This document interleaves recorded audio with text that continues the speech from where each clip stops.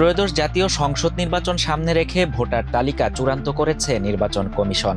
সদ্য প্রকাশিত তৃতীয় ধাপের হালনাগাদ তালিকার বিশ্লেষণে দেখা গেছে, গত মার্চ থেকে 18 নভেম্বর পর্যন্ত নারী ভোটার বৃদ্ধির হার পুরুষের তুলনায় প্রায় দ্বিগুণ হলেও মোট সংখ্যায় এখনও পুরুষ ভোটারই এগিয়ে।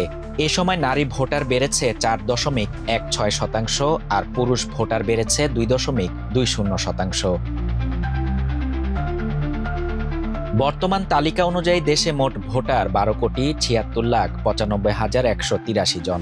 এর মধ্যে পুরুষ ভোটার 6,48,14,907 জন এবং নারী ভোটার 6,28,79,042 জন।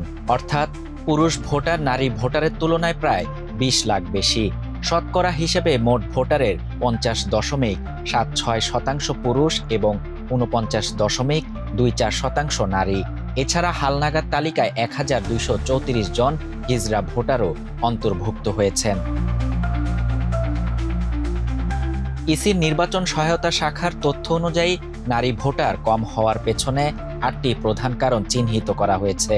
এর মধ্যে রয়েছে জন্ম নিবন্ধন সংগ্রহে অনীহা, হিন্দু অবিবাহিত মেয়েদের পিত্রালয়ে নিবন্ধনে অনাগ্রহ, অবিবাহিত ও অনগ্রসর নারীদের ভোটার হতে অনীহা, বাবা মায়ের জাতীয় পরিচয়পত্র দিতে না পারা, রেজিস্ট্রেশন কেন্দ্র দূরে হওয়া, প্রতিকূল আবহাওয়া, সামাজিক ও ধর্মীয় কুসংস্কার এবং প্রত্যন্ত অঞ্চলে নারীদের সচেতনতার ঘাটতি।